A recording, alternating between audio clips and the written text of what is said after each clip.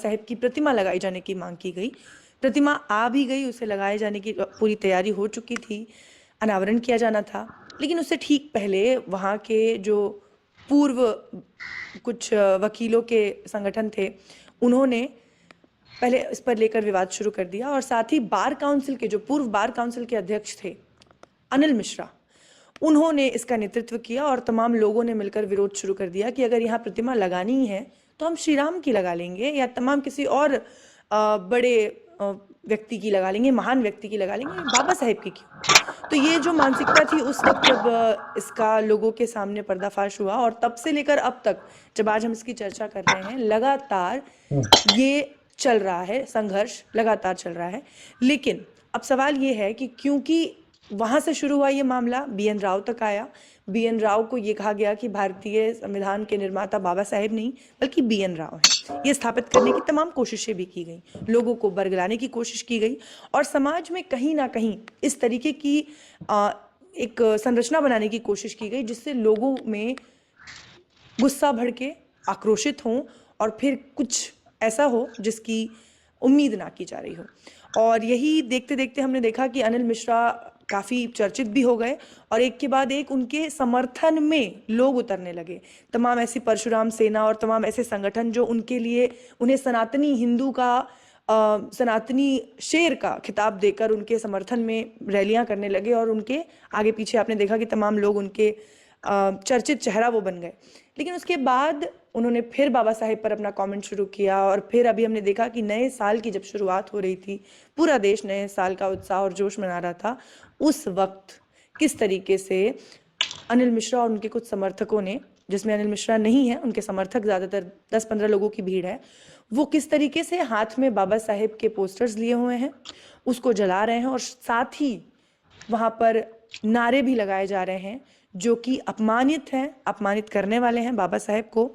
और इस तरीके से जब ये बढ़ा और दूसरी तरफ भीम आर्मी जो है इसको लेकर लगातार अपनी आवाज़ जो है बुलंद करती रहती है, उन्होंने जब ये कहा कि वो अगर कार्रवाई नहीं होती है या किसी तरीके का 72 घंटों के अंदर इस पर कोई प्रशासन एक्शन नहीं लेता है तो हम वहाँ पहुँचेंगे और हम फिर इसका इलाज करेंगे। अब इसका डर देख लीजिए या कुछ भी हो, इस वजह से अनिल मिश्रा और उनके तमाम जो साथी थे उनको पकड़ा गया, उनसे पूछताछ की गई और अंततः कल बीती रात उन्हें हिरासत में ले लिया गया। अनिल मिश्रा, गौरव व्यास समेत कुल 4 लोगों को हिरासत में ले लिया गया है। और इस पूरे मामले को समझने के लिए कि इसके पीछे लीगली क्या एक्शंस हो सकते हैं, किस तरीके से, अब हिरासत में इतने लंबे अरसे के बाद अगर लिया भी गया है तो क्या उन पर कोई कार्रवाई होगी, और कार्रवाई होगी तो किस किस धारा के तहत और कितनी गंभीर कार्रवाई हो सकती है। साथ ही जो भीम आर्मी चीफ हैं चंद्रशेखर आज़ाद और तमाम जो संगठन है, SC ST संगठन है या तमाम बहुजन समाज के लोग हैं, उनकी मांग है कि इन पर NSA लगाया जाना चाहिए, क्योंकि बाबा साहेब जो कि विश्व रत्न के तौर पर देखे जाते हैं, दुनिया उनका सम्मान करती है और ये लोग जिनकी आंखों में वो लगातार चुभते रहते हैं, तो इन पर NSA लगाया जाना चाहिए। तो क्या ये संभव है लीगली? इसको समझने के लिए इस वक्त हमारे साथ संजीव कुमार जी हैं जो कि चीफ जस्टिस रह चुके हैं पहले अपने सेशन कोर्ट के। तो सर, सबसे पहले आपसे ये समझना चाहूँगी कि बहुत लंबे अरसे के बाद तमाम उनके आपने बयान सुने होंगे, किस तरीके से बाबा साहेब को लेकर डेरोगेटरी उनके बयान रहे हैं, वो तमाम कुछ कहते आए हैं। अब जाकर प्रशासन की नींद टूटी है और प्रशासन ने उन्हें हिरासत में लिया है। उनके साथ और भी 3 लोग हैं, कुल 4 लोगों को लिया है। क्या आपको लगता है कि ये सिर्फ जो समाज का एक बहुजन समाज का जो दबाव है, जिस तरीके से लगातार भीम आर्मी की सेना वहाँ लगी रहती है और उनका कहना है कि अगर नहीं हुआ तो हम कार्रवाई करेंगे, तो क्या ये समाज में अब क्योंकि लोग इसको लेकर बहुत ज़्यादा आक्रोशित हो रहे थे, इस वजह से हिरासत में लेके उनको सुरक्षित करने की एक योजना है, या आपको लगता है कि अब सच में पानी मतलब सर के ऊपर चला गया था? मुझे लगता है कि पानी सर से ऊपर चला गया था, इसीलिए पुलिस ने एक्शन लिया है। मेरे हिसाब से तो खैर बहुत पहले ही एक्शन लेना चाहिए था। जिस वक्त बाबा साहब की स्टैचू लगाने का विवाद शुरू हुआ ग्वालियर में, जब हमारे चीफ जस्टिस सुरेश कैथ साहब थे मध्य प्रदेश हाई कोर्ट के, और उन्होंने वो लगने नहीं दिया, जबकि हाई कोर्ट जब प्रशासन चाहता है तो उसमें आपत्ति क्या किसी को हो सकती है। जब सुप्रीम कोर्ट में लग सकती है प्रतिमा तो वहाँ क्यों नहीं लग सकती है ना, सिंपल सी बात थी। लेकिन अनिल मिश्रा जी जैसे लोग और बहुत से लोगों ने वहाँ इकट्ठा होकर के, जो भारतीय प्रेसिडेंट भी जैसे आपने बताया, और इन्होंने उस प्रतिमा को वहाँ लगने नहीं दिया। तब से आपने सही कहा कि तब से लेकिन अब तक लगातार ये दलितों के प्रति, बाबा साहब के प्रति हेट जो है फैलाने की कोशिश कर रहे हैं। और आपने ये भी देखा होगा कि मैंने कुछ समय पहले ये भी देखा था कि उन्होंने दलितों में खासतौर से चमार जाति का बहिष्कार करने के लिए भी अपने ओपनली वीडियो में कह रहे हैं, मतलब है ना। तो अब जो बाबा साहब का जो पोर्ट्रेट, जो उसमें उनका पोस्टर था, जो जिसमें लेकर के लोग जा रहे हैं और जला रहे हैं और अब सब बाबा साहब के बोल रहे हैं, जमीन पर नीचे फेंक रहे हैं, वो जमीन पे पैरों से कुचला भी जा रहा है, मतलब इस पर नज़र आता है, उसमें बाद में ऐसा हुआ होगा। तो अब जो पुलिस ने जो कार्रवाई की है, ये मैं कहूँगा कि लेट की है लेकिन सही कार्रवाई की है। जहाँ तक एनएसए का सवाल है तो इसमें, क्योंकि उनकी एक इस इंसिडेंट से नहीं, लंबे समय से जो जब से ग्वालियर में स्टैचू लगाने का विवाद चल रहा है तब से लेकर के अब तक जो उनकी एक्टिविटीज़ हैं और उनके खिलाफ जितनी एफआईआर अलग जगह पर अलग राज्यों में हो चुकी हैं, और अब जो ये विवाद है जिसमें उन्होंने बाबा साहब की जो है पोस्टर जलाए, इसके अलावा आपको ये पता ही होगा कि उन्होंने बाबा साहब को क्या कहा था कि अंग्रेजों के एजेंट थे, जाने क्या क्या वो बकवास करते चले आ रहे हैं। तो ऐसी स्थिति में एनएसए मेरे हिसाब से उन पर बिल्कुल लगाया जा सकता है। और लेकिन मैं ये कह सकता हूँ, भारतीय जनता पार्टी की वहाँ सरकार है तो मुझे संभावना कम नज़र आती है, लेकिन लीगली परमिसिबल लगाया जा सकता है। मतलब ये हो सकता है, जो मांग है ये बिल्कुल पॉसिबल है। लेकिन सवाल ये है सर कि सुरक्षा की दृष्टि से उनको हिरासत में लिया गया, पहले पूछताछ की गई देर रात तक उनसे, और उसके बाद लीगली उनको हिरासत में लिया गया। जिस तरीके के लगातार बहुजन समाज के लोगों के अंदर आक्रोश हम देख रहे हैं कि वो कहते हैं कि इन्हें लंबे अरसे से मांग हो रही थी, पर अब एकाएक अचानक उन्हें हिरासत में लिया जाना।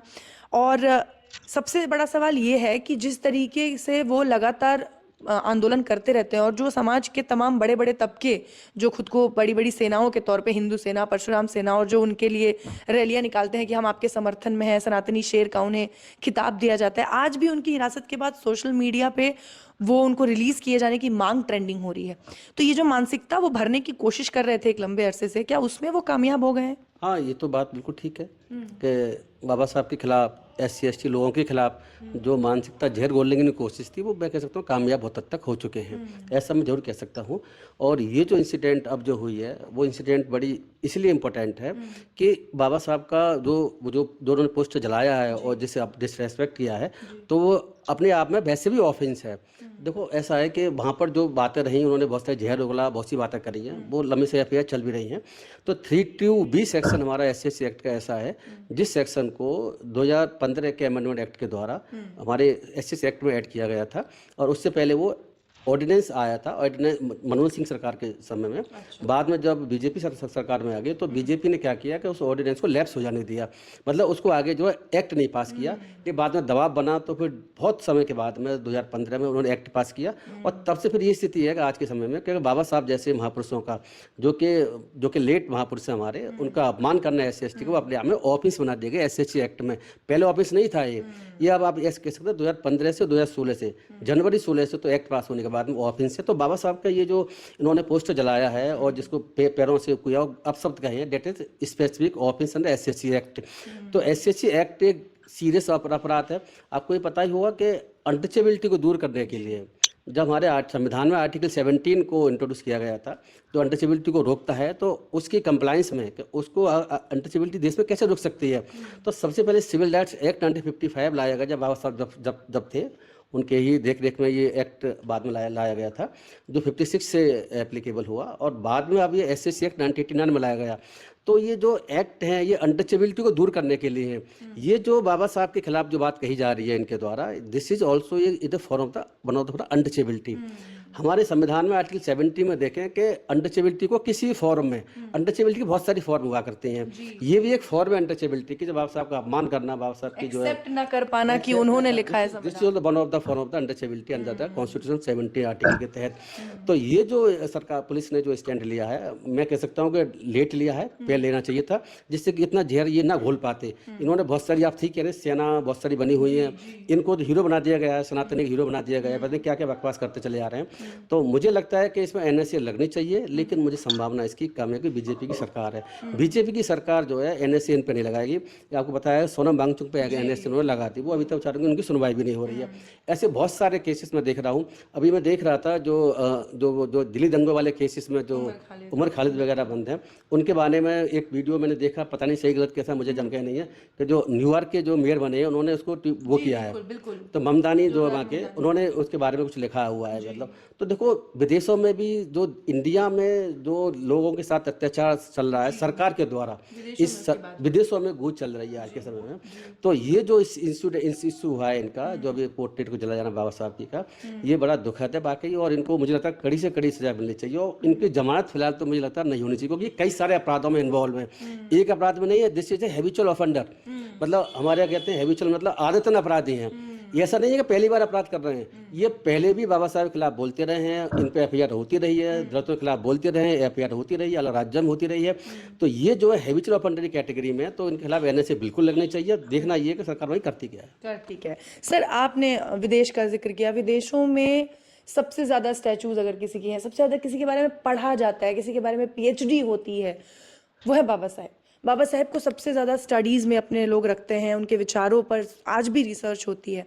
और हमारे देश में एक अलग तरीके का नैरेटिव बनाया जा रहा है कि नहीं, वो संविधान नहीं लिख सकते। जैसा आपने कहा कि एक अनटचेबिलिटी का फॉर्म है ये, कि हम ये मान ही नहीं सकते कि वो लिख सकते हैं, उन्होंने लिखा ही नहीं है, अगर लिखा भी है हम नहीं मानेंगे। तो ये एक तरीके का है, ये जो मानसिकता है। और क्योंकि आप रहे हैं, आप सेशन कोर्ट में जज रहे हैं बाकायदा, आप पढ़े लिखे लोग, जब भी मैं लोगों से मिलती हूँ मेरे मन में ये सवाल पहले आता है कि आपने तो लॉ पढ़ा है, आप बाकायदा लोगों के अधिकारों को जानते हैं, समझते हैं, वो लोग कैसे कर सकते हैं विरोध? और वो लोग, उनके अंदर ये मानसिकता कितनी हद तक बैठी होगी कि जब वो ये स्टैचू का मामला आया और वहां से उठकर निकला और आज वो जोर पकड़ता जा रहा है, तो कहाँ से आती है ये मानसिकता? ये मानसिकता मैडम पहले से ही है, और किसी के पढ़ने से, किसी का लॉ करने से, कोई एडवोकेट बनने से, जज बनने से वो मानसिकता कम नहीं होती, ऐसा मैंने देखा है। मैंने जुडिशरी में मैं 21 साल मैंने नौकरी की, मेरे देश में पूरे में बहुत से जज जानकार भी हैं।